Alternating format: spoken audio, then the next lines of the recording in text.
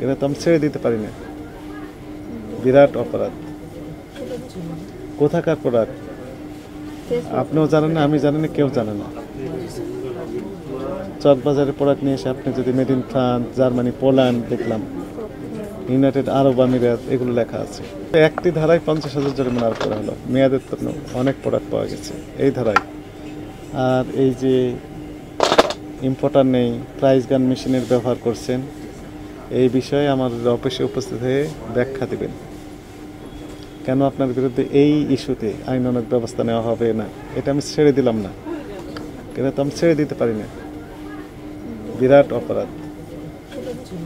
কোথাকার প্রোডাক্ট আপনিও জানেন না, আমি জানি না, কেউ জানে না। চকবাজারের প্রোডাক্ট নিয়ে এসে আপনি যদি made in France, Germany, Poland দেখলাম, ইউনাইটেড আরব আমিরাত এগুলো লেখা আছে, এগুলো তো বিক্রি করতে পারবেন না। এই অপরাধ আমি মাফ করতে পারলাম না। একটিতে আমি দণ্ড আরোপ করলাম, সেটি মেয়াদোত্তীর্ণ পাওয়া গেল যে প্রশাসনী 2021 সালের 4 বছরের আগে মেয়াদ শেষ হয়েছে। এই অপরাধে 50,000 জরিমানা আরোপ করা হলো। আর ব্যাখ্যা দেওয়ার জন্য বলা হলো আপনাকে। আমরা আমাদের অথরিটি, আমাদের ডিজি স্যারের কাছে মানে একটা রিপোর্ট দেবো, লিখিত রিপোর্ট দেবো যে এরকম অরাজকতা অবস্থায় বিরাজ করছে। এই যে প্রাইস গান মেশিন, যেই দোকানে যাচ্ছে সেখানেই প্রাইস গান মেশিন পাওয়া যাচ্ছে, তারা নিজেরাই প্রাইস লাগিয়ে দিচ্ছে।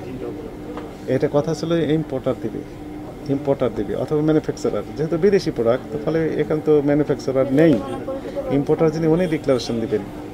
আর এই ইম্পোর্টার যখন ডিক্লারেশন দিবেন তখন স্বাভাবিকভাবে ডিউটি, ভ্যাট ট্যাক্স যা আছে অটোমেটিক্যালি সরকারি ফান্ডে জমা হওয়ার কথা। কিন্তু ইনারা একদিকে ডিউটি ফাঁকি দিচ্ছেন, ভ্যাট ট্যাক্স ফাঁকি দিচ্ছেন, অন্যদিকে ভোক্তাদের পকেট থেকে অতিরিক্ত টাকা নিয়ে নিচ্ছেন। কারণ যে প্রাইস গান মেশিন দিয়ে ইচ্ছা মতো দাম নেওয়ার সুযোগ থাকছে, যেটা লাগিয়ে দিচ্ছেন সেই দামটাই ওনারা নিতে পারছেন, যেহেতু ফিক্সড প্রাইসের দোকান। আর এনার জন্য আরেকটা সুবিধা হয়েছে টাকা পকেট কাটার, এই কারণে যে তার একটা ব্র্যান্ড ভ্যালু আছে। এই নামের কারণে ভিআইপি কাস্টমার এসে একদমই কিনে নিয়ে চলে যায়, মনে করে যে না সুন্দর জিনিস কিনলাম। এই জিনিসগুলো যে চকবাজারের, সেটা ওনারা জানতে পারছেন না। এখানে আমাদের কনসার্ন রয়েছে, আমরা উদ্বিগ্ন এই বিষয়গুলো নিয়ে। এই বিষয়ে ব্যাখ্যা দিতে হবে আপনাকে। ব্যাখ্যায় সন্তোষজনক জবাব যদি না দিতে পারেন, তাহলে আপনার এই অংশটুকু বন্ধ থাকবে। হ্যাঁ, এগুলো বিক্রি করতে পারবেন না, সেটা আমরা পরে রায় দেব।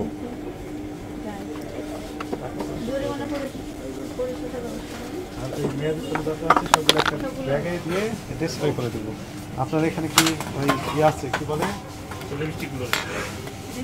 ডাস্টবিন আছে কোথায়? হ্যাঁ, ওই ডাস্টবিনেও ফেলে দিতে পারেন, ডাস্টবিনেও দিয়ে দেন। আর ওই পারে সেগুলো কোথায়? আচ্ছা, ওখানেও নেন, নিয়ে আমরা আমাদের ডাস্টবিন, এগুলো তো মেয়াদোত্তীর্ণ না, মেয়াদ আছে। আপনি কি দেখেছেন? দেখবেন, আরো দেখতে পারেন। এইটা হচ্ছে, আমি বলি, এটা আমাদের পুরোটা কভার করা থাকে পলি দিয়ে। তো এটা যে টেস্ট, এটা যখন খুলি না, এইটা খুলে গেছে, এটা একদম নিউ। আমি এখানে আপনার এক্সপায়ারটা দেওয়া থাকে। হ্যাঁ, সেটা নেই কেন? এই যে এটা তো টেস্টার খুলছি না স্যার, তখন ওই কাগজটা জি স্যার, যে এটা উঠে গেছে ব্যবহার করে করে, ময়লা পড়ে গেছে, এখন তো মেয়াদ থাকবে, সেই অংশ উঠে ফেলেছেন। উঠে ফেললেন কখন? মানুষ উঠে ফেলে